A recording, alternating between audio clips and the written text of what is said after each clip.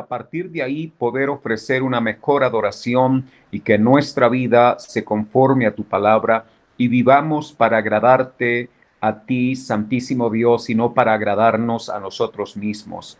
Ayúdanos, oh Dios, te lo pedimos, oh Padre, para que podamos ir conociendo tu verdad cada vez, una verdad tan profunda, una verdad tan grande, Señor, que nuestra limitación humana no nos permite contemplar toda la majestuosidad de lo que mi Señor expresa en tu palabra.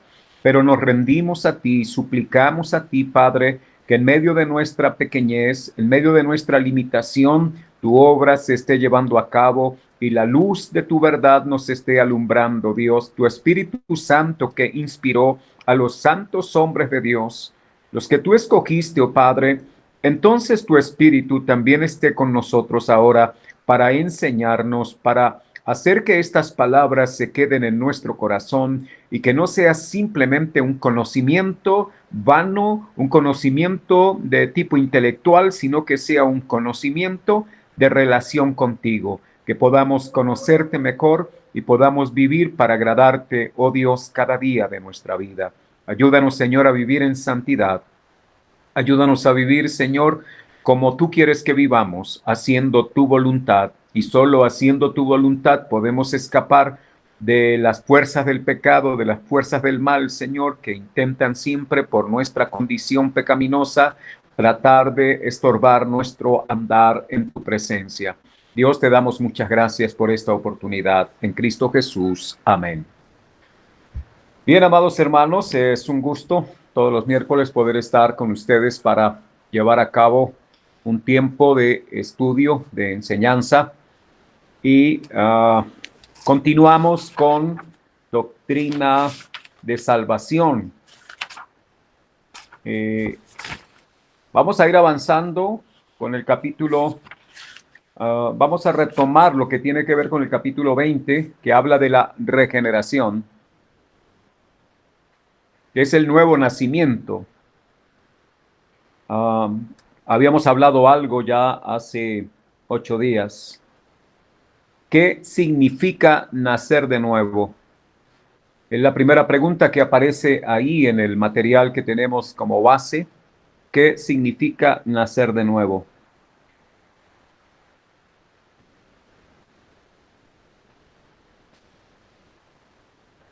¿Cómo definimos en el lenguaje muy de la iglesia, en el lenguaje utilizado con frecuencia por el pueblo del Señor?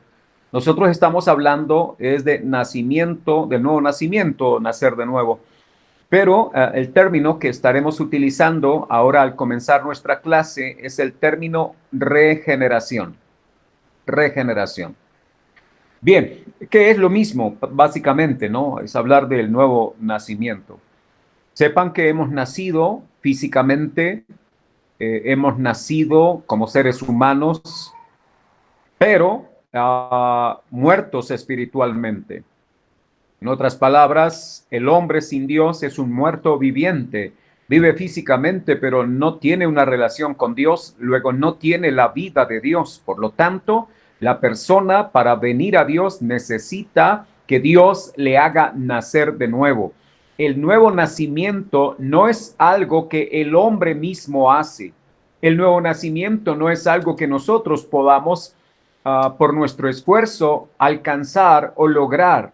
El nuevo nacimiento lo hace Dios por su misericordia. Cuando hablamos de nacer de nuevo, significa que se nos da a nosotros una nueva naturaleza. Al ser hechos nuevos, Dios nos da una nueva naturaleza. Esa nueva naturaleza, como dice 2 de Corintios 5:17, de modo que si alguno está en Cristo, nueva criatura es. Somos nueva creación, somos nueva criatura. Eso nos debe llevar a pensar que no, la persona que dice que ha nacido de nuevo, pero sigue viviendo como vivía anteriormente, sigue practicando las mismas cosas, verdaderamente no ha nacido de nuevo. Ha cambiado de iglesia, ha cambiado de religión, pero no ha nacido de nuevo. El nuevo nacimiento hace que la persona pueda ahora vivir para agradar a Dios. Antes vivía para agradarse a sí mismo, pero ahora vivirá para hacer lo que es conforme a la voluntad del Señor. Cuando una persona ha nacido de nuevo, va a pecar seguramente otra vez.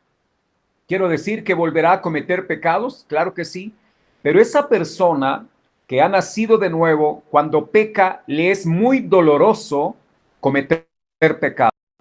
Bien distinto es para aquel que dice que ha nacido de nuevo, peca y se deleita en el pecado. El creyente cuando peca, el Hijo de Dios cuando peca, no se deleita en su pecado, sino que siente dolor, siente vergüenza, se siente horrible delante de Dios. Eso muestra entonces que la persona tiene una nueva naturaleza. Si alguno de mis hermanos al cometer un pecado se deleita en eso, indicará que no ha nacido de nuevo. El pecado para nosotros en la nueva naturaleza en Cristo, por el nuevo nacimiento, el pecado es algo que duele, el pecado es algo horrible, el pecado nos avergüenza de manera profunda. Eso experimentará toda persona que ha nacido de nuevo. Adicional a eso, el Espíritu Santo, a partir del nuevo nacimiento, hace presencia el Espíritu de Dios en la vida de esa persona. Sé que quizá hemos aprendido de que luego que hemos creído en el Señor, en algún momento del futuro vendrá el Espíritu Santo sobre nuestra vida. No, el Espíritu Santo viene a nosotros desde el nuevo nacimiento, porque Él es el Espíritu de vida. Él es el que nos permite ahora llamar a Dios Padre, como dice Romanos capítulo 8, por el cual clamamos Abba Padre. Si ha nacido de nuevo, significa que es hijo de Dios. Si ha nacido de nuevo, significa que tiene el Espíritu de Dios. Si ha nacido de nuevo, significa que ahora hará la voluntad del Padre y no la suya, y que esta persona ya no andará inclinada hacia el pecado, sino que se inclinará ante el deseo del Señor, ante la voluntad del Señor. Recuerdan que dice Gálatas capítulo 5, verso 16 en adelante, que manifiestas son las obras de la carne, y empieza a darnos una lista bastante larga de la acción de la carne en nosotros, pero a partir del versículo 22 nos va a hablar del fruto del Espíritu. Solo una persona que Dios ha hecho nacer de nuevo podrá manifestar amor, gozo, paz, paciencia, bondad, benignidad, fe, mansedumbre, templanza, etcétera, etcétera. Solo el que ha nacido de nuevo podrá expresar el fruto del Espíritu. El fruto del Espíritu no es algo que el hombre o la mujer de Dios pueden dar porque quieren. El Espíritu hace que el creyente tenga una naturaleza nueva por la cual puede amar según el amor de Dios y pueda sentir paz, pueda sentir gozo, pueda sentir benignidad. Y eso nos debe a nosotros, hermanos amados, hacer pensar,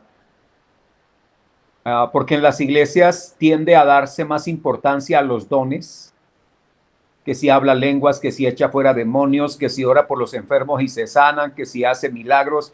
Pero la verdad, eso no es más que una especulación que se hace muchas veces. Claro que Dios hace milagros, claro que Dios puede usarnos a nosotros en determinados momentos, pero lo que Dios nos va a pedir a nosotros no son acerca de cuántos dones usted tiene, sino el fruto. Por los frutos es que somos conocidos, no por los dones. La espiritualidad de un creyente no tiene que ver con los dones. La espiritualidad de un creyente tiene que ver con el fruto. Si usted es una persona que ama, la Biblia dice que el que ama ha conocido a Dios. Pero ¿qué es amar? Amar no es sentimientos. Amar es un mandamiento que el Señor nos establece, pero el amor tiene que ver con buscar el mejor bien del otro. Cuando usted ama a su hermano, usted no habla mal de él. Cuando usted ama a su prójimo, usted busca el bien de su prójimo, aunque su prójimo no sea quizá la persona o el ser humano más agradable. Dios dijo a sus discípulos, el Señor dijo a sus discípulos que amaran a sus enemigos.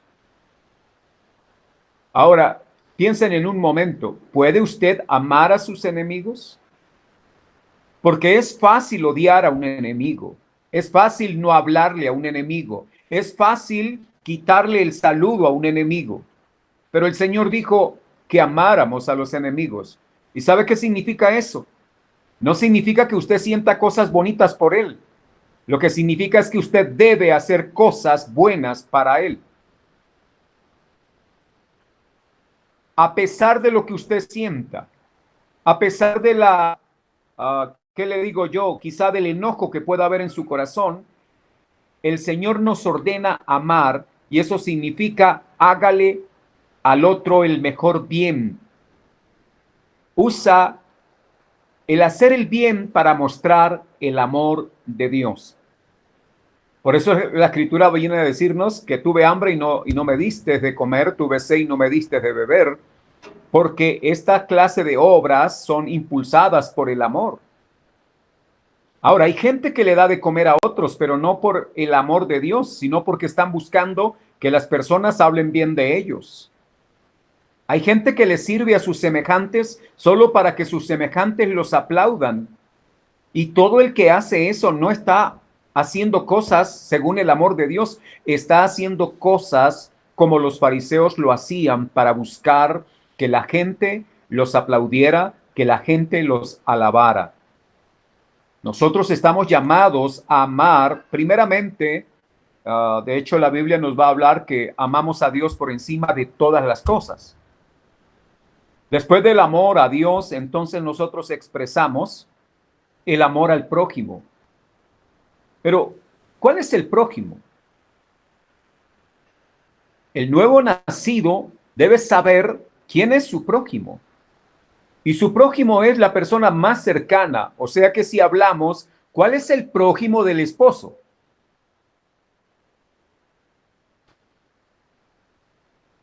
¿Verdad? Todos sabemos, el prójimo del esposo es la esposa, no el vecino. El prójimo de el esposo es la esposa, el prójimo del hijo es el padre, el prójimo del padre es el hijo. Y esas personas que son las más cercanas deben ser las personas a las cuales nosotros les haremos el mayor bien. Pero también cuando usted está en su trabajo, quizá como compañero de trabajo, usted va a tener la posibilidad de ayudar a su prójimo en el trabajo. El prójimo en el trabajo es su compañero más cercano, la persona más próxima a usted.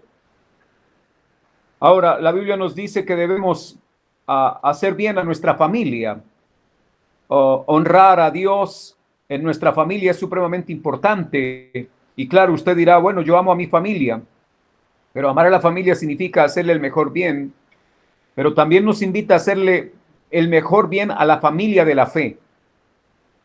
Nosotros amamos a nuestros hijos, a nuestros padres, a nuestros hermanos de familia, pero luego tenemos que ver que también tenemos un círculo importante de personas que son los hermanos de la fe y la Biblia nos dice que debemos primeramente a los de la familia de la fe servir, primeramente a los de la familia de la fe ayudar. O sea que si usted tiene un pan y debe compartirlo entre un compañero de trabajo o un hermano de la iglesia, usted debe tener prioridad por el hermano de la iglesia. Así sea más amigo el compañero de trabajo. Porque la Biblia nos establece a nosotros un orden de prioridades para manifestar ese amor. Cuando usted haya dado a su hermano, luego podrá dar al que no es su hermano. Es algo así como que usted tiene para llevar mercado a su casa. Entonces llévela a su casa, no la lleve a otra casa. No, pero es que es la casa de mi amigo. No, primero tengo obligaciones con mi casa. Primero tengo obligaciones con los míos y luego con los demás. Y así yo voy expresando el amor de Dios hacia los otros. Pero también dice que el fruto del Espíritu es gozo. Mire, nosotros hablamos de que la iglesia es un pueblo lleno de gozo, pero eso parece ser que es solo el día domingo cuando se reúnen a cantarle al Señor y ese día levantamos entonces el techo cantando en voz alta porque estamos gozosos. Perdónenme, pero el gozo no solo es el día domingo. El gozo es durante la semana mientras usted trabaja. La pregunta es, ¿llega usted a su casa con gozo o llega de mal genio? ¿Está usted en su casa atendiendo las labores domésticas o está usted viniendo del trabajo fatigado, extenuado y puede llegar con gozo a hablar con su esposa, con su esposo, con sus hijos, porque el gozo del Señor está en su corazón? Los nuevos nacidos experimentan gozo a pesar de que reciba malas noticias, porque el gozo nuestro no depende de circunstancias externas. Nuestro gozo depende de que el Señor habita en nuestro corazón. Entonces, hablar de amor, de gozo. Los creyentes hablan mucho de gozo, pero los ve uno cada rato por ahí llorando, afligidos, tristes, porque perdieron en un negocio, porque probablemente el que les debía un dinero no se los pagó y la gente cristiana anda lamentando muchas cosas de estas. Y la verdad, el gozo es algo que está por encima de una pérdida económica, por encima de una situación que muy seguramente a otros afligirá, pero el creyente no. Observen ustedes al apóstol Pablo estando metido en la cárcel en la ciudad de Filipos. Pablo estaba en la cárcel. La Biblia dice que estaba amarrado al cepo. Eso indica que él no podía moverse dentro de la cárcel.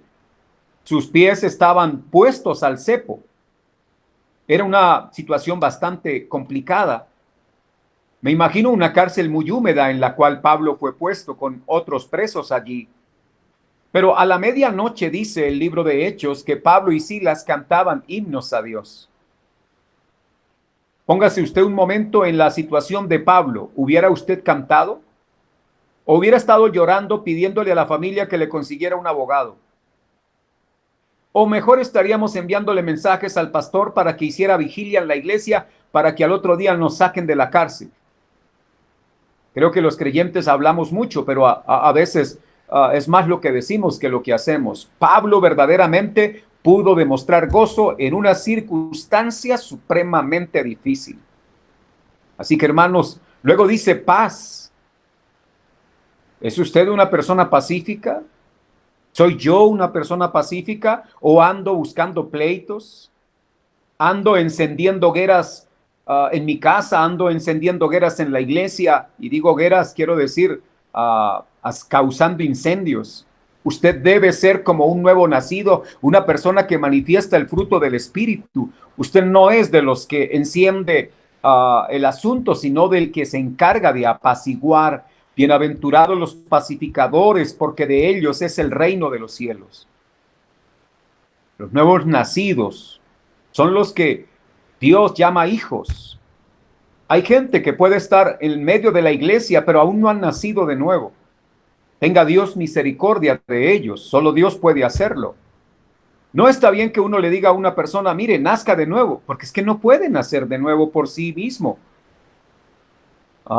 Creo que así como en la vida natural o en la vida física, nosotros no nacimos porque quisimos, otros quisieron. Y llegó el día de nuestro nacimiento. De igual forma pasa en la vida espiritual. Paciencia, para seguir hablando rápidamente del fruto del Espíritu. ¿Qué tan pacientes somos? Somos personas que caemos en desespero muy rápidamente. Nos angustiamos muy rápidamente. Mas, sin embargo, decimos ser muy espirituales. Porque podemos orar 1 hora o porque podemos cantar 2 horas durante el culto. Eso no es espiritualidad. Eso tiene que ver también quizá con expresiones emotivas, que no es que estén malas, pero la verdadera espiritualidad se vive en el día a día, en lo cotidiano, hora tras hora, día por día, año tras año. Ahí vamos nosotros realmente viviendo en el Espíritu. El que vive en el Espíritu, anda en el Espíritu y da el fruto del Espíritu. También habla entonces, después de hablar de amor, gozo, paz, paciencia, habla de la bondad. ¿Es usted, soy yo, acaso una persona bondadosa, una persona que está pensando con bondad, no pensando con malicia?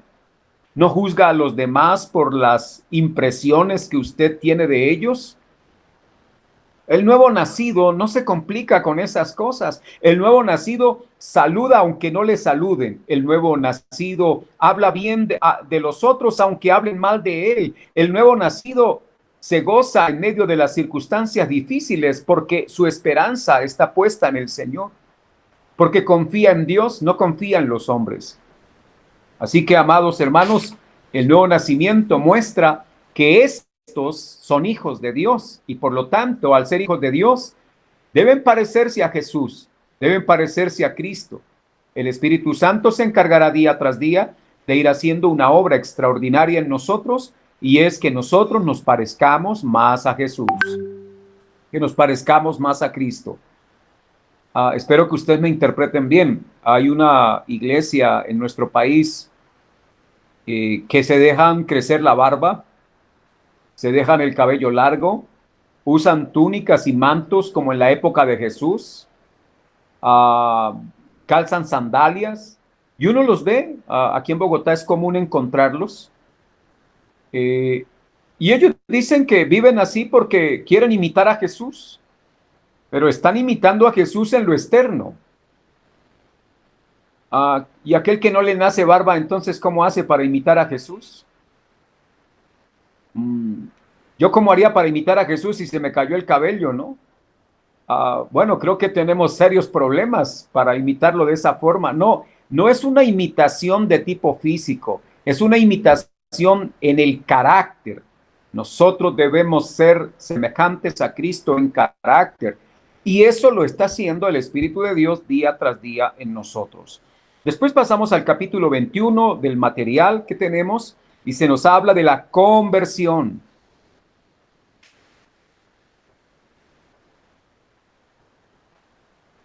Ya hemos hablado de la elección, del llamamiento, de la regeneración o nuevo nacimiento y ahora llegamos a este paso que es la conversión. Hermanos, hemos hablado muchas veces diciendo el día que yo me convertí y estas son frases propias de nosotros los cristianos. Algunos dicen me convertí en la fecha tal, me convertí. Cuando nosotros hablamos de esa manera estamos diciendo que fuimos nosotros los que hicimos la obra de conversión. Cuando una persona dice que se convirtió en cristiana hace 10 años, pues mañana podrá convertirse en otra cosa porque tiene el poder de convertirse. Y a la verdad, nosotros no nos podemos convertir en nada. Dios nos convierte en sus hijos. Jesús fue el que convirtió las aguas en vino. Las aguas por sí solas no podían convertirse en vino. Así tampoco el pecador puede convertirse en hijo de Dios porque quiere. Llegamos a ser hijos de Dios porque Dios quiso, porque a Él le plació y hizo un plan para que eso fuera llevado a la realidad de nuestra vida presente. Y si hoy somos nosotros personas que andamos llevando el nombre de Jesús, significa que el Señor hizo una conversión de un pecador a un hombre de Dios, de un arrogante ser humano a un servidor de Dios. Dios nos ha convertido para su gloria. Bueno, sería comenzar a hablar de esa manera, que pudiéramos decir el día que el Señor me convirtió. ¿Por qué razón? Porque la obra la hizo Él, no nosotros. Somos muy buenos para decir que somos nosotros los que hacemos esas obras, pero robamos la gloria de Dios. Nuestro deber es glorificarlo a Él. Él fue el que lo hizo. Así que, hermanos, está bien pensar que la conversión es una obra soberana, es el Señor el que lo hace. Pero en este punto de la conversión hay dos elementos necesarios para que suceda la conversión: la fe y el arrepentimiento. ¿Qué es la fe? Yo sé que ustedes conocen la definición más completa que hay acerca de la fe. Me gustaría que alguno comparta la definición de fe. ¿Qué es la fe?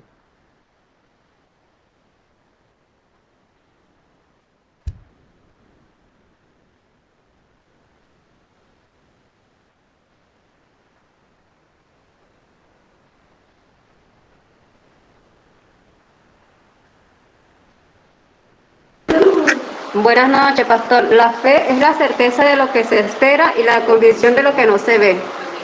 Muchas gracias. Esa es la definición bíblica de Hebreos y no hay mejor definición para la fe que esa. La fe es la certeza de lo que se espera. Certeza es seguridad. ¿Qué esperamos? Esperamos en Dios todos los días. El creyente está seguro en Dios. ¿Está usted angustiado por lo que pueda pasar mañana? ¿Está usted angustiado porque probablemente el empleo se va a acabar allí en la empresa donde usted está? ¿Está angustiado porque tal vez está esperando un examen y tiene sospechas de que saldrá mal? Bueno, las personas normalmente dicen tener fe, pero andan con una angustia tremenda. La fe es la seguridad de que estamos en las manos de Dios y que le pertenecemos a Dios aquí, ahora y siempre. Fe es la convicción de lo que no se ve también. Nosotros tenemos convicciones bíblicas de cosas que no vemos. Nosotros no vimos a Jesús en la cruz. Nosotros no vimos las llamas de fuego o las lenguas de fuego cayendo sobre los apóstoles, pero nosotros creemos que eso fue así. Porque la fe es convicción. ¿Está usted convencido en la palabra del Señor? ¿Convencido por la palabra de Cristo? ¿Realmente usted es una persona no solo convertida, sino también convencida? Creo que se requieren las dos cosas. Pues la fe es la que nos convence de que Jesús es el Señor de todas las cosas y que además de eso es el Salvador, que la obra que Él hizo en la cruz es la obra que a mí me redime, que no me redimo a mí mismo, que yo puedo hacer cosas buenas, pero ninguna de las cosas buenas que haga me sirven delante de Dios porque siguen siendo trapos inmundos. Que el único sacrificio aceptable delante del Padre por el cual Él perdona a los pecadores, yo podría pensar que si voy todos los domingos a la iglesia, llevo mis ofrendas, canto a Dios, oro allí, sirvo en la iglesia, como que ya eso es suficiente para que Dios me dé salvación. No, no en absoluto.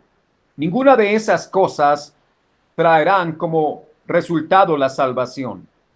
Porque cualquiera que hace eso esperando ser salvo por esas obras está menospreciando el sacrificio de Cristo.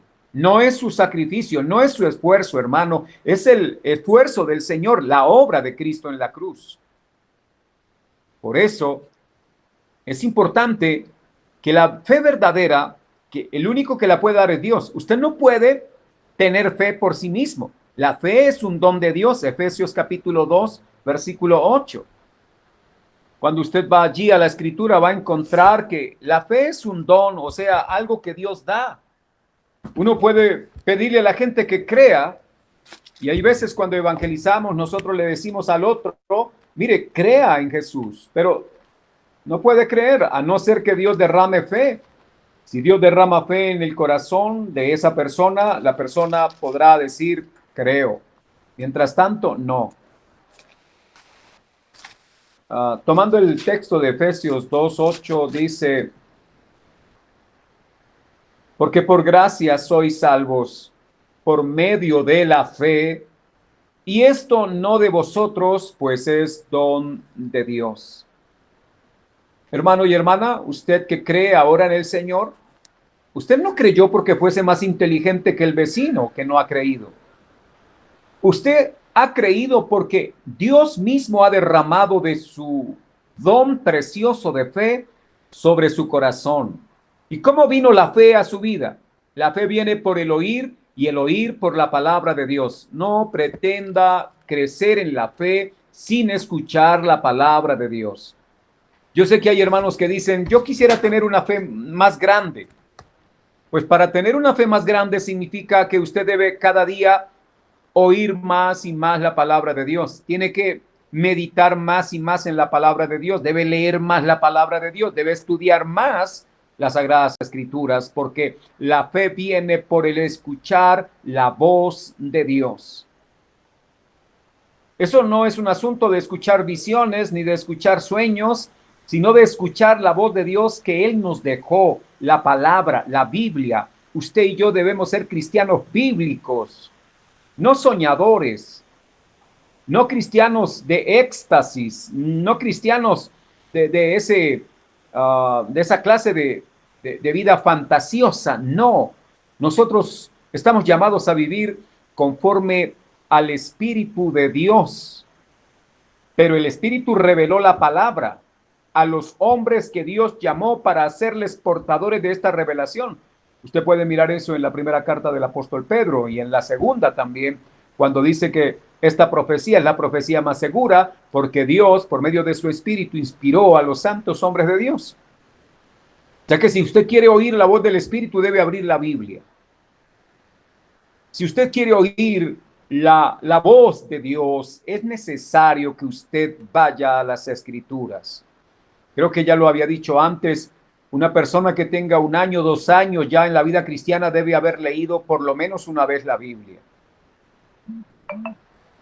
Pero hay veces, podría pasar 5 o 10 años y no la hemos leído toda. Y algunos dicen, es probable que la haya leído toda, pero no en orden. Bueno, pero Dios es orden. Hay hermanos que leen un capítulo de un libro y después van a leer un capítulo del otro y no tienen juicio en estudiar la Biblia, en leer la Biblia. Yo quiero invitarles a ustedes como estudiantes, pero principalmente como creyentes en Dios, a que por favor se establezca una disciplina de lectura bíblica, que usted todos los días pueda leer la palabra de Dios para que al final pueda decir, he leído toda la Biblia, no para decirlo, sino porque en la medida en que usted lee la Biblia, Dios va a dar más fe a su vida, o mejor, Dios le hará crecer más en la fe. Además, la mejor manera para luchar contra ciertos pecados que nos debilitan es meditando en la palabra de Dios. Y usted no puede meditar en lo que no ha leído. Ahora, si usted lee en orden, creo que usted va a aprender bastante. Pero si usted lee en desorden, va a aprender a ser un desordenado. Y lo mejor es que aprendamos, ¿verdad? Orden, Dios es orden. Son 66 libros para leerlos. Y algunos dicen, no, pero eso es mucho. Hay algo curioso, hay hermanos que leen 10 minutos la Biblia y les da sueño, pero ven una película 2 horas y esos ojos se les brotan. Entonces no entiendo por qué, y eso nos deja ver cómo nuestra carne se presta, colabora a las cosas que no ayudan, pero a las cosas que nos ayudan, bien dice el Señor, el espíritu está dispuesto, pero la carne es débil. Así que hermanos, la conversión tiene que ver con fe, primeramente, pero también con arrepentimiento. Ahora, pregunto, ¿qué es el arrepentimiento? ¿Alguien puede definir arrepentimiento? Me gustaría escucharles acerca de cuál es su definición de arrepentimiento.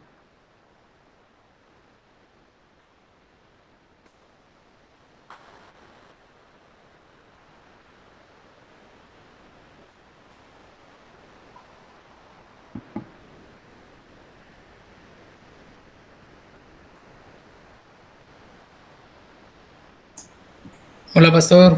¿Cómo está? Buenas noches. Muy buenas noches, Carlitos. Qué pena entrar tan tarde, pastor.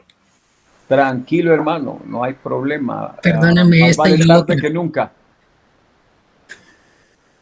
Pastor, arrepentimiento lo asocio mucho con volver atrás o con ese anhelo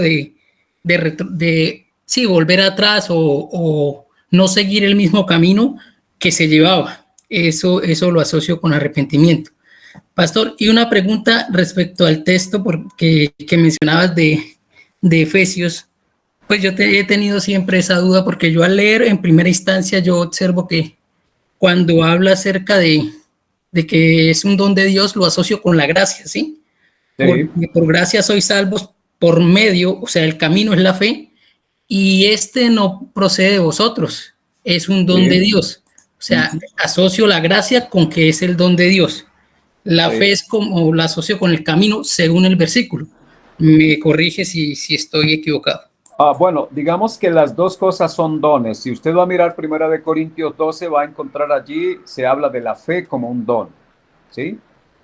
De tal manera que tanto la gracia, el don de la gracia es Jesús, ¿sí? Él es el don de gracia. Pero también podemos hablar del don de la fe y esos dones proceden de Dios el Padre. Pero tiene razón, la gracia es un don. Y el versículo, bueno, dependiendo de la versión que usted pueda leer, podría encontrar como que hace alusión a la gracia. A leer en otras versiones podría encontrar que está haciendo alusión a la fe. De pronto, ver ese mismo verso en diferentes versiones nos ayuda a tener una comprensión un poquito más precisa, ¿sí? Pero tiene razón, la gracia es un don de Dios. Ahora, si el versículo está hablando de la gracia o de la fe, bueno, hay que hacer el ejercicio de buscar algunas versiones. Quienes puedan de pronto hacerlo, tal vez mirando en griego, van a encontrar mayor precisión para la traducción, ¿sí? Bien, en cuanto al arrepentimiento, Carlitos nos aporta la idea de que es como volver atrás, o sea, no continuar en la misma dirección.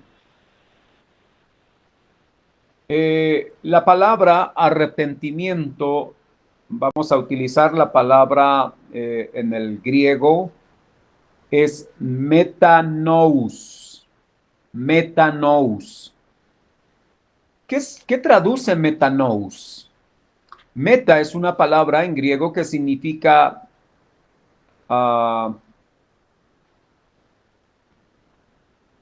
cambio. No sé, ¿recuerdan en la primaria cuando nos hablaban de la metamorfosis?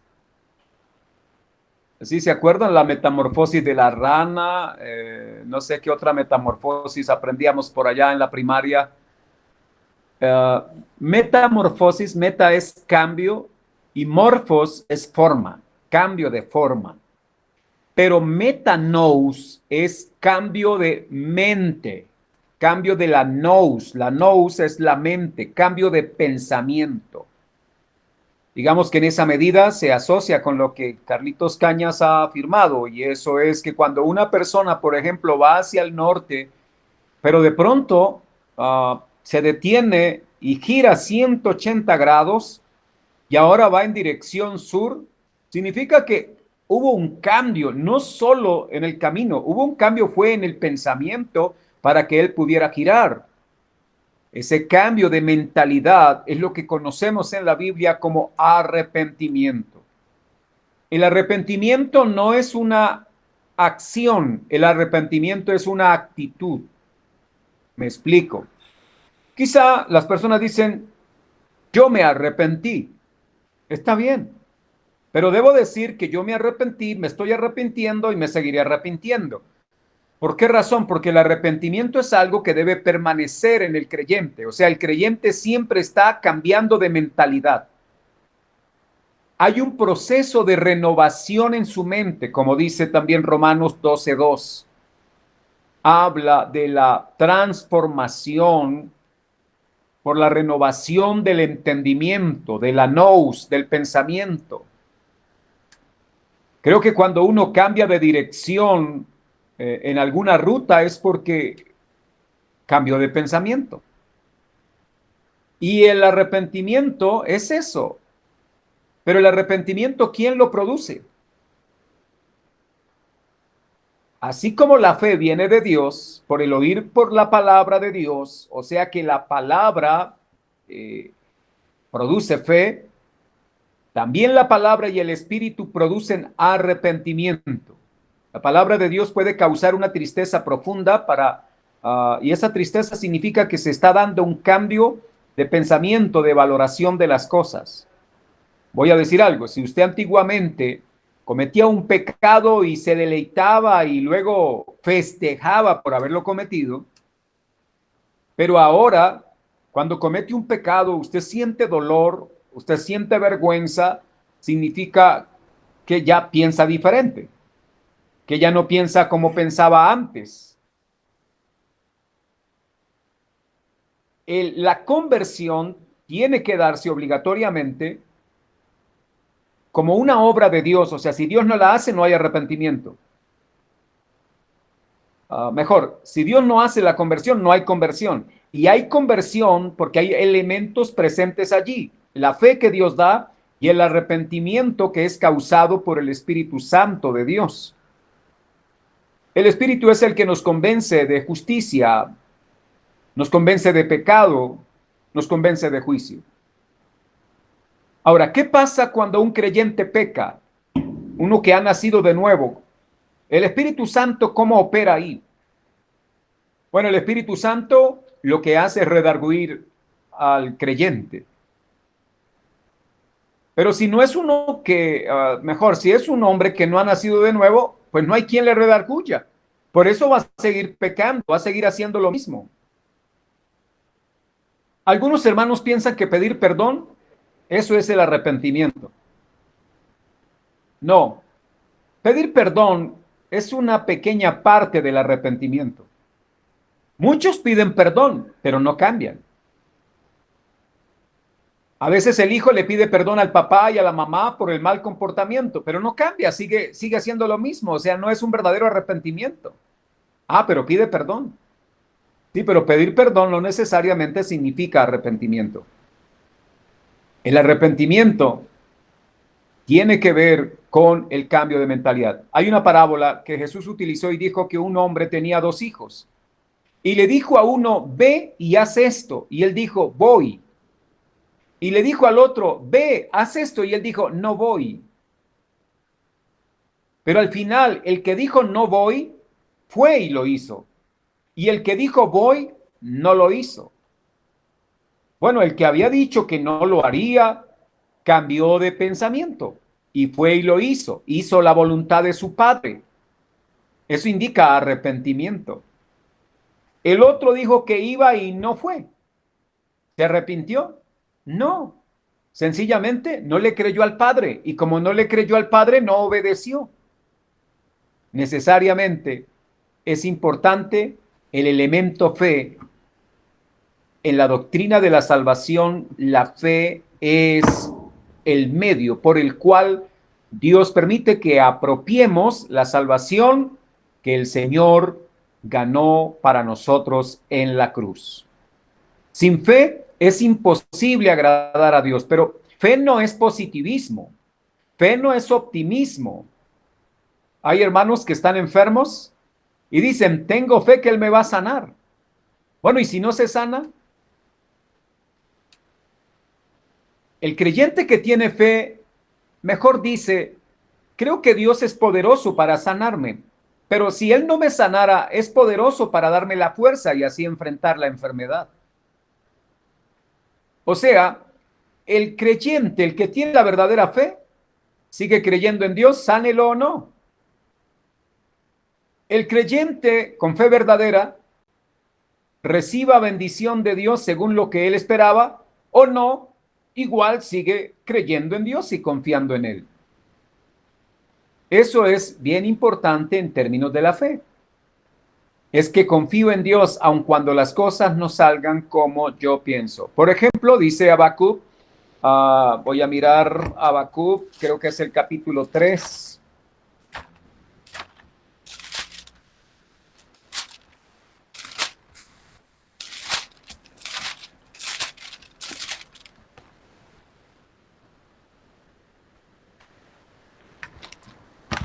Ahí hay una oración por parte de este profeta en un tiempo de gran angustia, un tiempo muy difícil para la nación. Y él hace aquí una oración que llama la atención y creo que la hemos probablemente cantado porque han hecho canción con este texto. Es 3:17.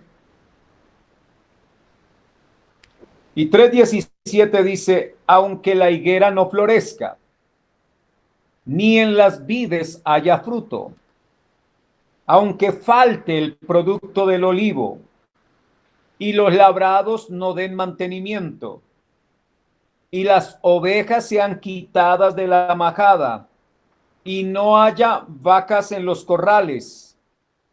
Mire cómo dice el versículo 18. Con todo yo me alegraré en Jehová y me gozaré en el Dios de mi salvación. Esto es fe. Esto es confianza en Dios. En en un panorama muy oscuro. Si usted se detiene por un momento y lo traduce, mejor lo contextualiza a su época, vamos a suponer que aunque no haya empleo, aunque no haya mercado en casa,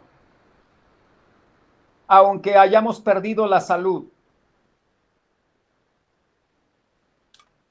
aunque el trabajo realizado no haya sido cancelado, aunque las pocas propiedades ya no estén porque alguien las tomó. O sea, bajo un panorama de esos tan oscuro, el que tiene fe puede decir, con todo, yo me alegro en Jehová y me gozaré en el Dios de mi salvación. O sea, puede seguirse gozando en Dios aun cuando la circunstancia sea adversa, difícil. Algunos creyentes creen que la bendición de Dios es solo que les vaya bien en el trabajo, que tengan buena salud, que el que estaba enfermo haya sido sanado y que ojalá pueda ganar más dinero. Y así están felices. Pero aquí hay un hombre feliz porque ha creído en Dios cuando todas las cosas han salido mal. Con todo, yo me alegraré en Jehová. Bueno, la persona que ha sido ahora convertida por el Señor tiene la posibilidad de vivir en esa plena confianza en Dios porque hay fe y además de eso su vida está en un permanente arrepentimiento, un permanente cambio de pensamiento, no amoldándose al mundo. Creo que ustedes han leído bien la parábola del rico insensato. En la parábola del rico insensato, usted va a encontrar allí una enseñanza por parte de Jesús que precisamente deja ver cómo el pensamiento del Señor difiere del pensamiento del mundo. Quisiera que lo vieran en el capítulo 12 del Evangelio de Lucas.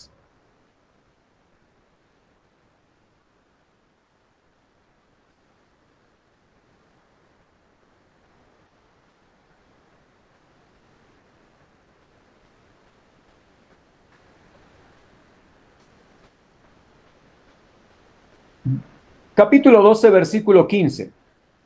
Y les dijo, bueno, si algún hermano me colabora con la lectura, me gustaría que participaran ahí haciendo lectura. Y les dijo, mirad y guardaos de toda avaricia, porque la vida del hombre no consiste en la abundancia de los bienes que posee. Sigue, por favor, hasta el versículo 20.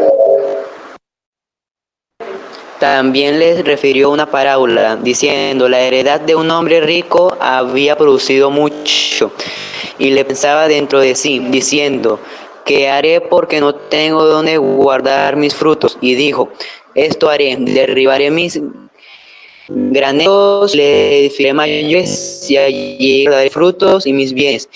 Y diré mi alma, alma, muchos bienes tienes guardados para muchos años. Repósate, come, bebe, regocíjate. Pero Dios le dijo, necio, esta noche viene a pedirte tu alma y lo has provisto, ¿de quién será? Bien, gracias. Observen que Jesús comienza en el versículo 15 diciéndoles, mirad, guardaos de toda avaricia. La palabra para avaricia en el griego es filarguria o filargurios. Eso significa amor a la plata, amor al dinero. Es lo que es avaricia. Cuando un creyente ha sido convertido, no es que ahora no necesite el dinero. Claro, todos necesitamos el dinero, pero antes amaba el dinero, todo lo veía desde la perspectiva del dinero, pero estando en Cristo, el dinero es solo un medio, no es un fin en su vida. Cuando una persona pone al dinero como el fin, como el objeto máximo en su vida, como el sumo bien en su vida, creo que no se ha arrepentido. No hay arrepentimiento, luego no hay conversión. Jesús refirió una parábola allí, habiéndole dicho que la vida del hombre no consiste en la abundancia de los bienes que posee. Pero ¿cuántos creyentes están matándose el lomo todos los días, quebrándose la espalda por conseguir bienes y bienes y bienes? Y se siente contento porque puede cada vez adquirir más y más y más. Y está haciendo exactamente lo que hace el impío.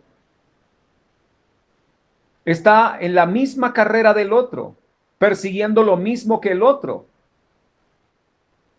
¿Acaso no debo trabajar por tener un mejor nivel de vida? Usted debe trabajar con el ánimo de glorificar y honrar al Señor. El dinero es un medio, no es un fin. Y con ese medio usted puede ayudar a otros, con ese medio usted puede ayudar a los suyos, con ese medio usted puede también hacer que el evangelio se siga extendiendo. Mire, aquí este hombre tenía un problema en el versículo 17, porque este hombre pensaba dentro de sí diciendo, ¿qué haré? Porque no tengo dónde guardar mis frutos. O sea, este era un hombre que tenía mucho, era rico y ahora está pensando, porque tiene un problema y el problema es que ya no tiene dónde guardar.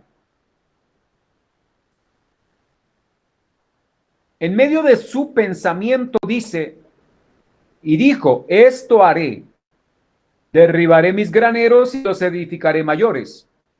Pregunto, ¿no es eso lo que hacen también muchos creyentes?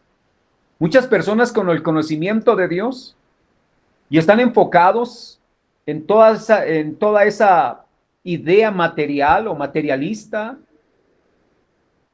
Y los que lo ven dicen, oh, qué hombre tan sabio, qué hombre tan inteligente, porque tiene y quiere más, está pensando en el futuro. A la verdad, este hombre parece ser que estaba pensando en el futuro, porque él dice, esto haré, y esa es una acción para llevar a cabo en el futuro, derribaré mis graneros y los edificaré mayores y allí guardaré todos mis frutos y mis bienes.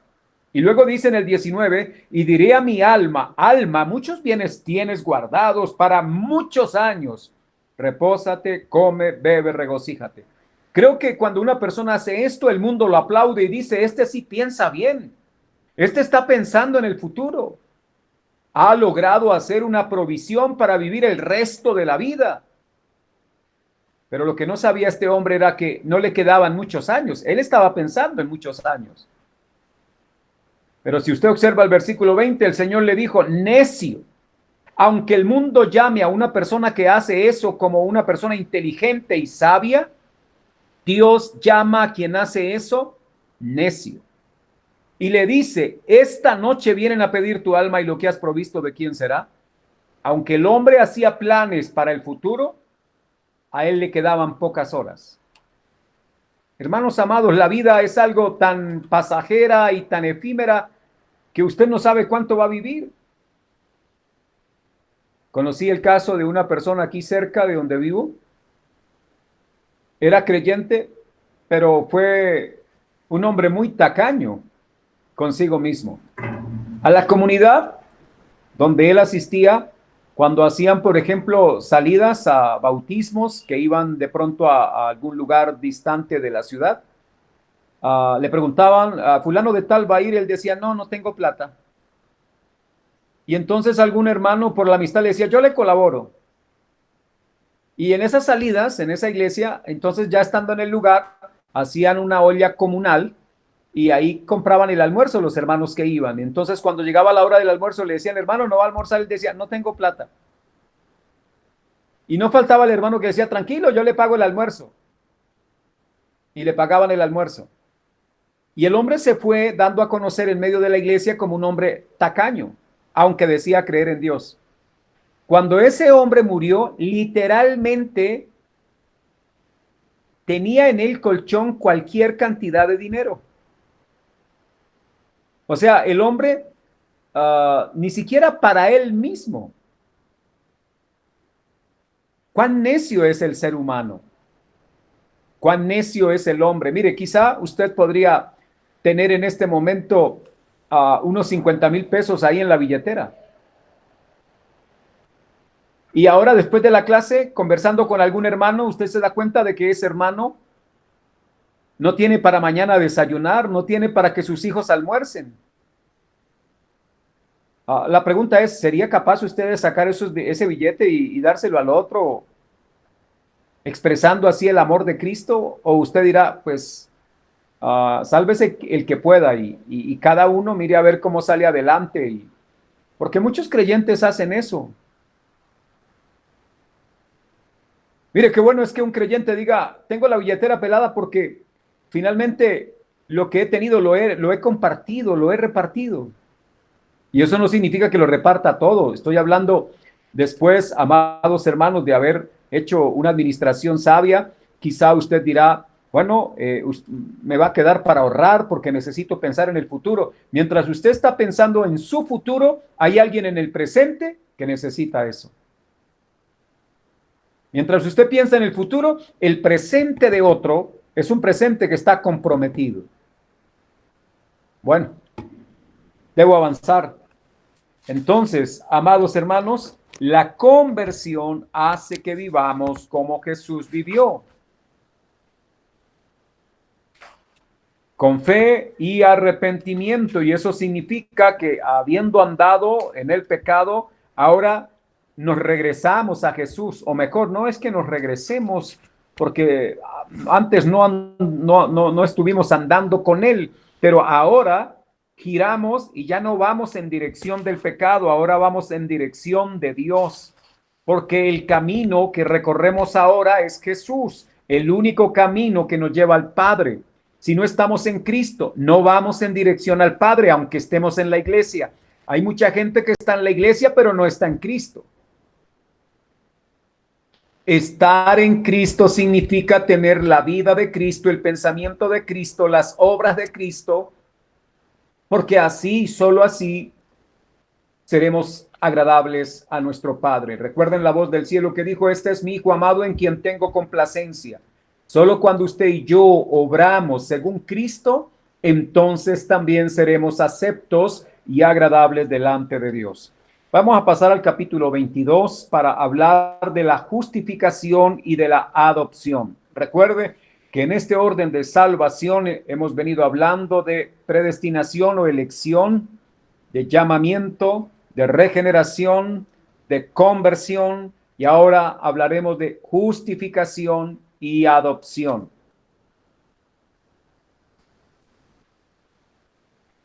Hablar de justificación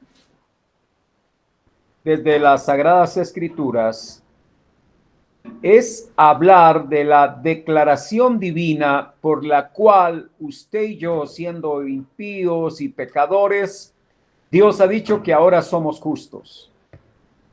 Pero es una declaración. ¿Con base en qué? ¿En mis obras? No puede ser con base en mis obras, porque mis obras siguen siendo, están contaminadas. Mis obras siguen siendo sucias, a pesar de que el Señor obra en mi vida y estoy haciendo cosas que agradan al Señor. Hay otras que muestran mi pecado, que muestran que tengo pecado en mí, que todavía reside el mal en mí.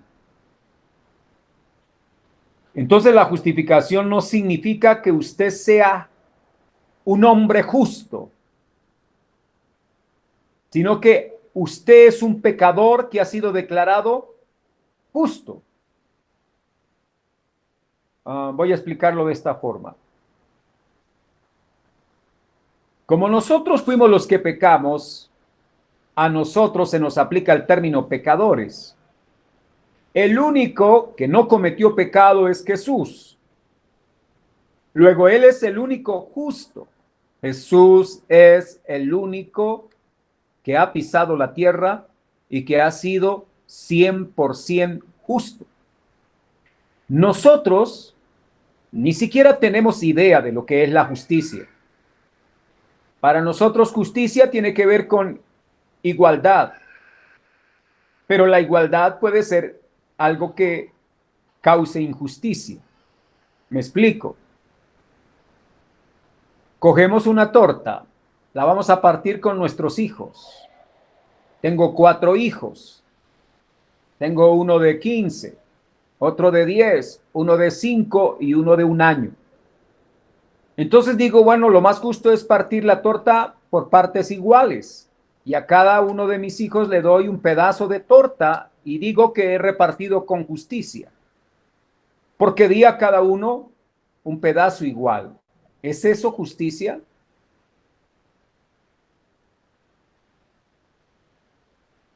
No es justo. ¿Por qué? Porque el de 15 años come más. Porque el de 1 año debería darle de acuerdo a su edad. Pero hay veces pensamos que igualdad tiene que ver con justicia. No es así. Mire, el Señor a uno le dio 5, a otro le dio 2 y a otro le dio 1. ¿Acaso porque Dios hizo así, Él es injusto? La justicia no tiene que ver realmente con igualdad. La justicia tiene que ver con conformarnos a la norma, a la regla. ¿Quién es la norma? ¿Quién es la regla? Dios. Él es el estándar. No lo establecemos nosotros. Él es la justicia. Él es el juez. Como Jesús vino a la tierra y llevó una vida justa, pero Él va a la cruz y cuando el Padre pone a su Hijo en la cruz, cargó sobre su Hijo el castigo que nosotros merecíamos. Y la justicia de Jesús nos la traslada a nosotros por declaración. Me explico. Si ya Jesús en la cruz paga lo que la ley pide que se debe pagar por mi pecado, y lo que la ley dice es que el que hiciere estas cosas vivirá por ellas, pero el que no las hiciere morirá. O sea, la paga del pecado es muerte. Como Jesús murió por mí, significa que Jesús me absuelve del castigo, me absuelve de la consecuencia. Él pagó por mi pecado. Al pagar por mi pecado, entonces ahora me declara justo. O sea, no hay castigo para mí. No hay, por eso es que Romanos 8.1, si ustedes leen bien ahí, en Romanos 8.1 dice, ninguna condenación hay para los que están en Cristo Jesús. Ninguna.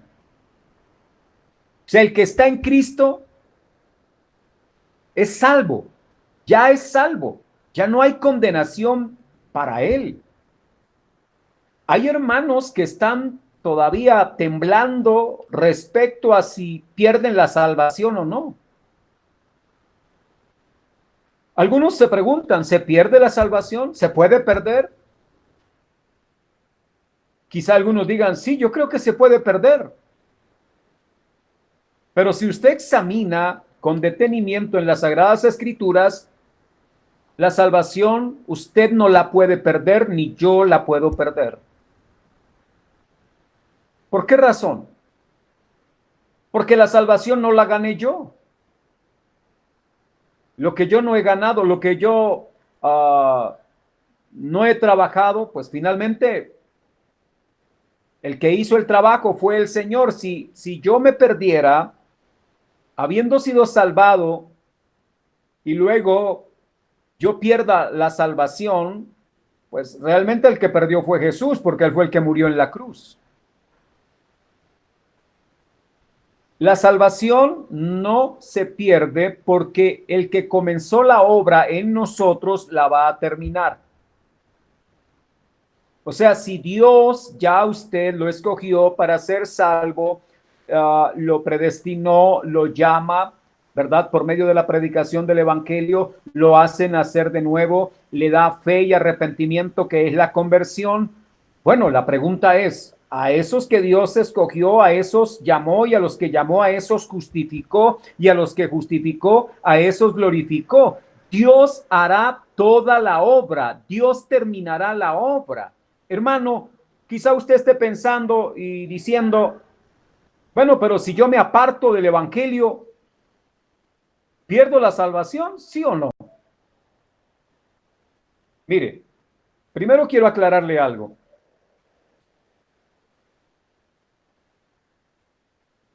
Cuando uno dice, me aparto del evangelio, quizá algunos lo que hacen es que se van de la iglesia. O sea, no vuelven a la iglesia. Y los demás dicen, no, se apartó del evangelio. Es más, mucha gente, o quizá estoy exagerando, algunas personas que van a la iglesia no están en Cristo. No han sido salvas. Y un día se van y no volverán tal vez, porque no eran salvas. Voy a explicarle lo siguiente. ¿Recuerdan la parábola del hijo pródigo? Sí, todos la recordamos, ¿cierto? En esa parábola hay una casa, hay un padre de familia. ¿Cuántos hijos hay? Dos, sí, dos hijos. ¿Pero hay más personas ahí en la casa?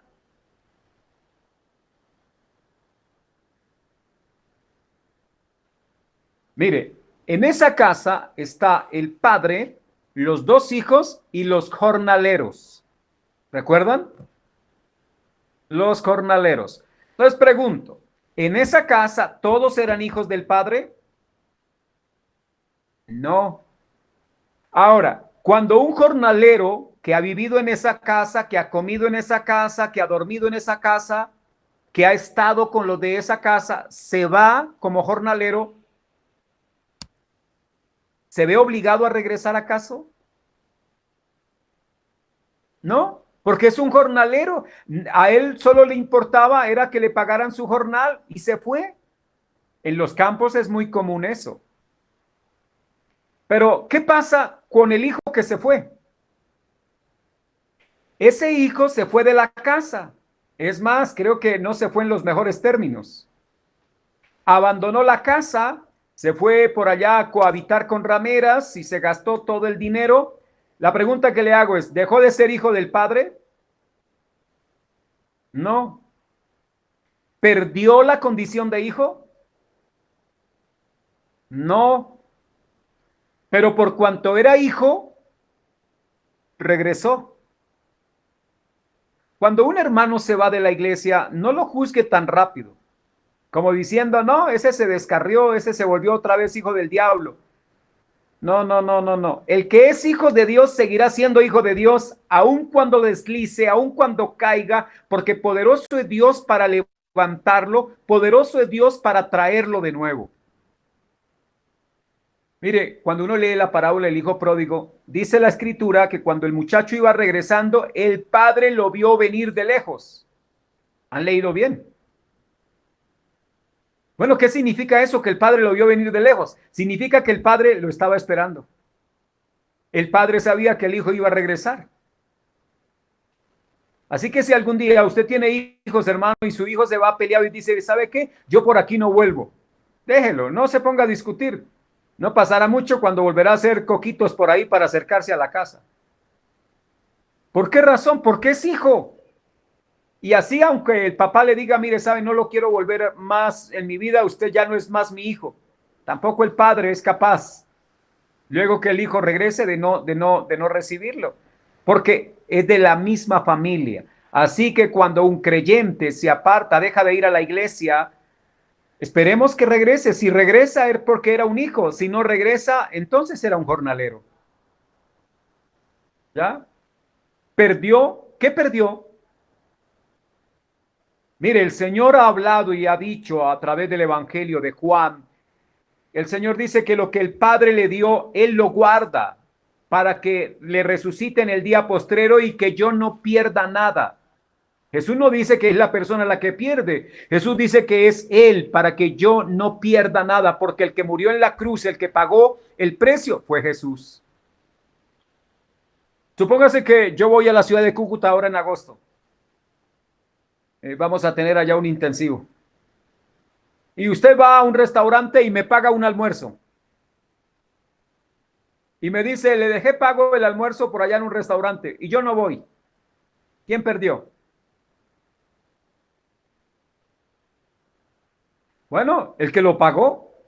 Al fin y al cabo yo no pagué nada, yo no perdí nada. Pero usted que pagó, usted fue el que perdió. A usted fue el que le costó. Pues al que le costó fue a Jesús. Y él dijo, para que yo no pierda nada, sino que lo resucite en el día postrero. Así que, amados hermanos, ¿por qué razón Dios nos da su Espíritu? Para que su Espíritu Santo nos guarde. Él es el que nos guarda. Y aun cuando un creyente peca, el Espíritu no se va. El Espíritu lo redarguye. El Espíritu lo quebranta para volverlo a traer de rodillas ante el Padre. Esa es la gran bendición y la seguridad de salvación que tenemos los creyentes. Si usted probablemente, por la información que tiene, ha pensado, ¿qué tal que yo me pierda? ¿Qué tal que yo resbale? ¿Qué tal que yo me aparte algún día del Evangelio? Pues hermano, usted no tiene el poder para apartarse del Señor. ¿Por qué razón? Porque Dios lo tomó y lo tiene en su mano. Y como Dios lo tiene en su mano, la mano de Dios es tan grande que usted no se puede salir de ahí. Usted podrá caer, pero cae en las manos de Dios, no cae de las manos de Dios. Si usted va en un avión y el avión tiene turbulencia y usted se cae, usted cae dentro del avión. Porque está en el avión. Ahora, si era que usted iba por ahí como pegado al tren del aterrizaje, iba como polizón, pues lo lamento, porque usted se va a desprender de por allá. Mire, en el reino de Dios no hay polizones, no hay pegados. Hay hijos y hay jornaleros. Y los jornaleros no son hijos. Los hijos son hijos y siempre tienen el privilegio de gozar de ser miembros de la gran familia de Dios. Así que hermanos, si usted, ahora quiero aclarar algo. Algunos dicen, bueno, entonces voy a pecar porque como ya soy hijo, yo peco y entonces Dios, pues bueno, ya soy su hijo.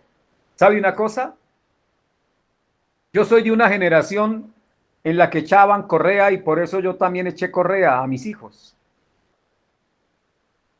Yo podía ver a un niño del vecino haciendo una fechoría y yo no le podía echar correa al niño del vecino porque no era mi hijo. Pero si mi hijo lo hacía, yo a él sí le voy a aplicar sus correazos. ¿Qué quiero decir con esto? Que si usted, como hijo de Dios, dice, yo voy a pecar porque ya soy hijo de Dios y no pasa nada, no voy a perder la salvación. Sí, usted no la va a perder, pero sus correazos se los va a llevar.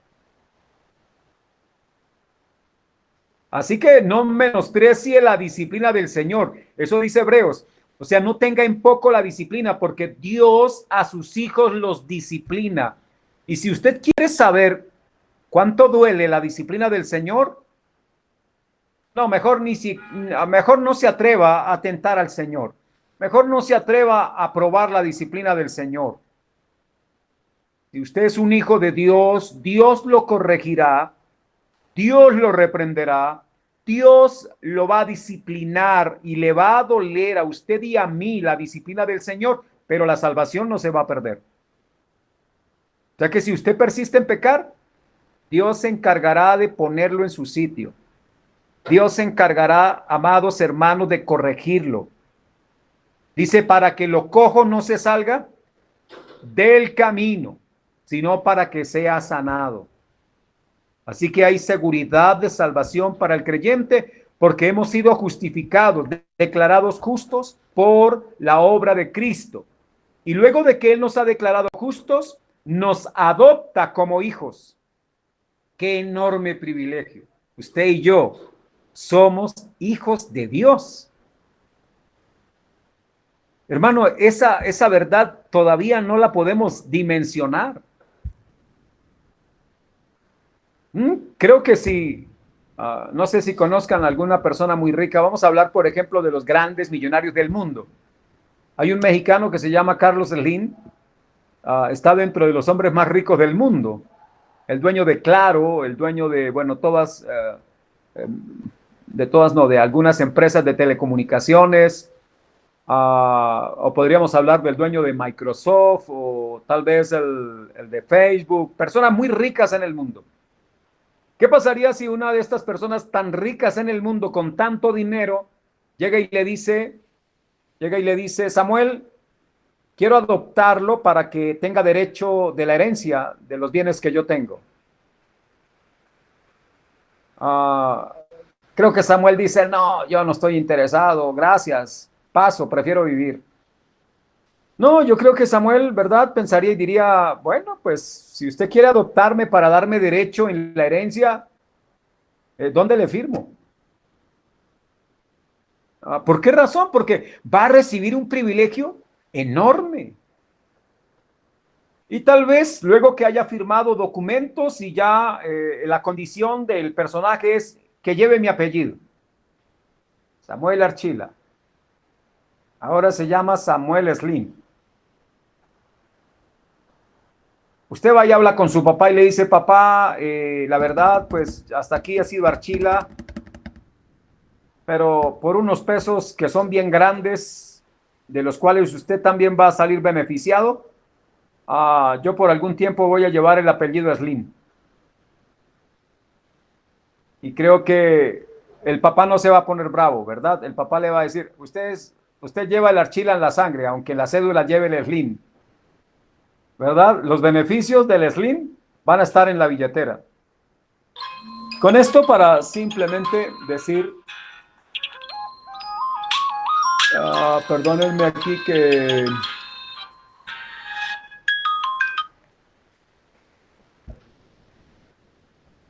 Y probablemente ahora reciba beneficios por ser hijo de un personaje rico. Pero mire, hermanos, nada de eso es comparable con ser hijo de Dios, el creador del mundo, el dueño del universo, el que sostiene todas las cosas con el poder de su palabra. Y usted, sin tener que cambiar de apellido, porque Dios se encarga de darle un nombre nuevo y de darle un corazón nuevo, el Señor ahora le llama hijo porque ha puesto Dios espíritu de él en su vida y usted ahora es un hijo de Dios y puede llamar a Dios Padre. Qué privilegio. Ojalá se vaya pensando esta noche diciendo, soy un hijo de Dios, cuán enorme privilegio, aunque tengo la billetera vacía, aunque la alacena está vacía, aunque la nevera, ¿verdad?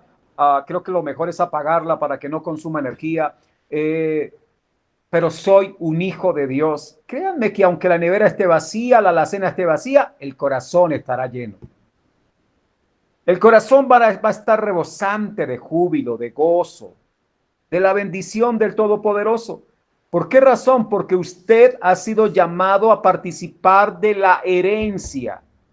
Si la herencia de estos millonarios del mundo es significativa, ¿cuánto será la herencia para los hijos de Dios? Hermano, y no estoy hablando de cosas solamente de tipo material, aunque el Señor ha dicho que seremos dueños del mundo, o mejor de la tierra. Dice que los mansos heredarán la tierra, los hijos de Dios heredarán la tierra, no esta, una tierra mejor, esta ya está bastante gastada y traqueada. El Señor nos va a dar una tierra nueva. ¿Usted cree eso? Porque yo sí lo creo.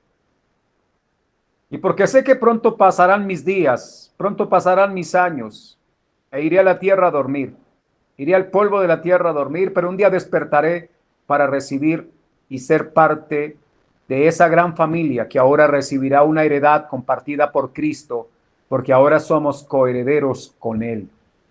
Usted ha sido adoptado. Por favor, tenga claridad. Jesús es el unigénito del Padre, el hijo de la misma sustancia o esencia del Padre. Usted y yo llegamos a ser hijos por adopción. Dios nos adoptó, siendo seres pecadores, insignificantes, débiles, pequeños. Dios no tenía la obligación para adoptarnos o de adoptarnos mejor. Pero Dios quiso hacerlo en su Hijo, para que Jesús sea el primogénito entre muchos hermanos, para que Él sea el mayor de todos y para que Él reciba el honor y la gloria. Así que, amados hermanos, es una enorme bendición cuando nosotros podemos ir entendiendo la doctrina de la salvación, para que usted no ande con el susto de que el diablo se lo va a arrastrar en cualquier momento. Hay algunos hermanos que a toda hora andan hablando de que el diablo les hace, el diablo los molesta, el diablo... ¿Qué diablo tan malo? Hermano, no ignoramos que existe el diablo, pero es que usted no está en las manos del diablo, usted está en las manos de Dios. ¿Dejaría usted que a su hijo, el niño malo de la calle, lo golpee a su hijo? ¿Usted permitiría eso? Que la gente allá afuera maltrate a su hijo y hagan burla de su hijo y le pongan zancadilla a su hijo. No, usted es el papá y usted lo va a guardar y usted va a proteger a su hijo. Ahora, si eso lo hace usted, ¿cuánto más no hace Dios por sus hijos? Usted es un hijo de Dios. Y permítanme señalarle algo que dice Primera de Juan, para mostrarles que es la Escritura la que nos da esa seguridad.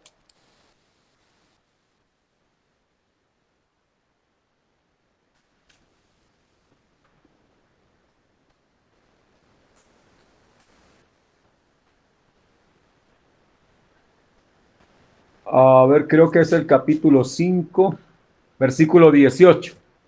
Primera de Juan 5, 18. Sabemos que todo aquel que ha nacido de Dios no practica el pecado, pues aquel que fue engendrado por Dios le guarda y el maligno no le toca. Si quieren, vuelvan a leerlo.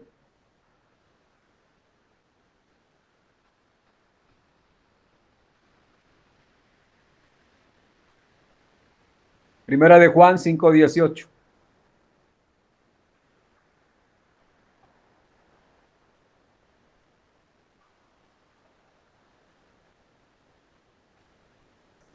Entonces observen. Sabemos. ¿Lo sabe usted? Juan estaba diciendo, sabemos. Y yo debo decirles a ustedes en esta noche, sabemos, porque si usted no lo sabe, pues tiene razón para estar asustado con ese diablo tan malo que está allá afuera. Pero es porque probablemente no sabe lo que está diciendo acá el texto. Dice, sabemos que todo el que ha nacido de Dios, o sea, el nuevo nacido, el que ha experimentado el nuevo nacimiento, la conversión, la justificación, el que ha nacido de Dios no practica el pecado. Aunque pequemos todavía, no practicamos el pecado. Pregunto, ¿alguno de ustedes juega fútbol? Bueno, ahí tenemos a Farid.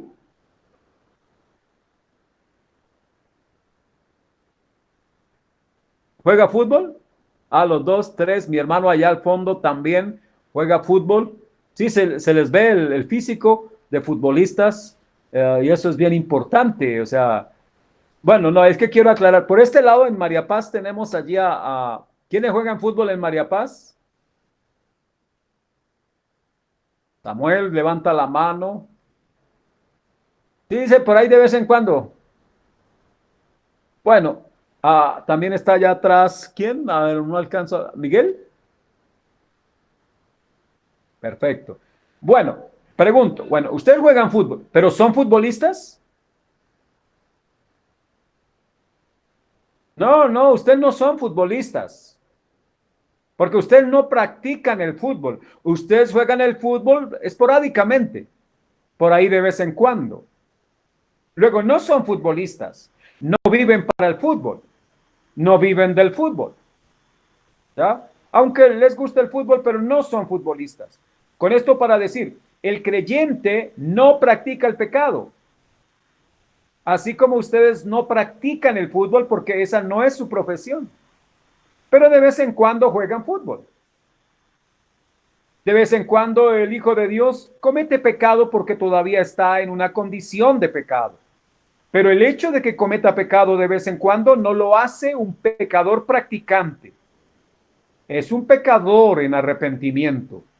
Es un pecador que cada vez pecará menos. Porque su mente está siendo transformada. Porque el Señor obra para santificarle y llevarle haciéndole a la imagen de Jesucristo, el Hijo de Dios, porque usted ahora es hijo de Dios y por lo tanto debe parecerse a su hermano Jesús, que en la cruz dio su vida por nosotros. Bien, hemos llegado al final de la clase de hoy. Cualquier inquietud la hacemos a través del grupo de WhatsApp. Agradezco a los hermanos que preguntaron, que manejaron algunas inquietudes a través del grupo, porque pues nos permite también hacer algún trabajo por ahí. Muchas gracias. Dios los bendiga. Hijos de Dios, si usted ha creído y ha nacido de nuevo, usted es un hijo de Dios. Su salvación no está en juego, porque el que lo guarda a usted es el Señor. Y aunque el diablo quisiera desbaratarlo, destruirlo, no puede, porque el maligno no le puede tocar. Así que no ande asustado, ande gozoso, ande feliz. Oremos. Padre, te doy gracias por tu amor, tu bondad, tu misericordia. Gracias por concedernos en esta noche la enorme bendición de acercarnos a ti, de reflexionar desde tu santa y gloriosa palabra. Gracias por haber hecho que nazcamos de arriba. Ese nuevo nacimiento viene de lo alto. No es un nuevo nacimiento como quizá las personas podrían pensarlo al estilo de Nicodemo. Tal vez él estaba pensando si hubiese la posibilidad de volver al vientre de la madre y nacer, pero hubiese sido un nacimiento natural otra vez. Tú, mi Señor, has hablado de un nacimiento de arriba, un nacimiento espiritual, causado por la palabra y por tu Espíritu Santo, generando en nosotros una vida nueva, trayendo sobre nosotros la conversión, la fe y el arrepentimiento, también la justificación y la adopción. Ahora somos tus hijos. Dios, cuán enorme privilegio. Permite que mis hermanos que en algún momento se sienten afligidos, tal vez porque han sido menospreciados, han sido humillados en algunos momentos de su vida y que se han sentido muy rebajados y quizá aún hasta en la iglesia podrían sentir menosprecio. Permíteles, Dios, levantar sus ojos y sentir que como seres humanos no tenemos ningún valor delante tuyo más que el que tiene el barro, porque somos tomados del barro. Pero que cuando nos vemos desde la obra que tú has hecho en la cruz, entonces somos tus hijos, y cuán grande es el privilegio. Por lo tanto, también debe ser así de grande mi gozo, mi alegría y mi motivación para servirte, para agradarte, porque no mereciendo ser hijo tuyo, tú me has hecho hijo, oh Padre, por medio de nuestro amado Señor y Salvador Jesús. Te doy gracias por cada uno de mis hermanos. Permíteles perseverar, Señor, en este ejercicio, en meditar, en reflexionar, en que podamos ir aprendiendo día tras día. Ayúdanos, Señor. Te lo ruego, Padre. Oh Dios, sé que algunos de ellos están luchando contra ciertos pecados, como todos nosotros, quizá uno de una manera, otros de otra. Algunos luchan contra la avaricia, el amor al dinero, otros están luchando contra la codicia, quizá la lujuria, la envidia, el odio, el mal genio, la ira. Santísimo Dios, las murmuraciones y tantos pecados que aún hacen presencia en medio de tu pueblo, como enfermos, oh Dios, que están en un hospital. Nosotros estamos en la iglesia porque necesitamos ser cada día limpiados de nuestros pecados, oh Dios, y ser hechos a la imagen de tu Hijo. Dios, muchísimas gracias te damos. Reconocemos nuestros pecados y nos humillamos a tus pies, y sabemos que esta salvación de la cual somos partícipes no se debe a nuestra gran santidad, no se debe a nuestras buenas obras, sino que se debe al infinito amor expresado por Jesús en la cruz, al quitar de nosotros la culpa por nuestros pecados y al extendernos su justicia. Ahora somos hechos hijos tuyos. Muchísimas gracias, Padre. Permite que mis hermanos descansen y puedan ir ahora, Señor, a sus hogares con el descanso espiritual, para que también puedan disfrutar de ese descanso físico mientras duermen. En Cristo Jesús, muchas gracias. Amén y amén. Bien, amados hermanos, que tengan una plácida noche y que puedan recuperar fuerzas para un nuevo día si Dios nos permite. Que el Señor los guarde y les dé vida y salud. Paz a todos.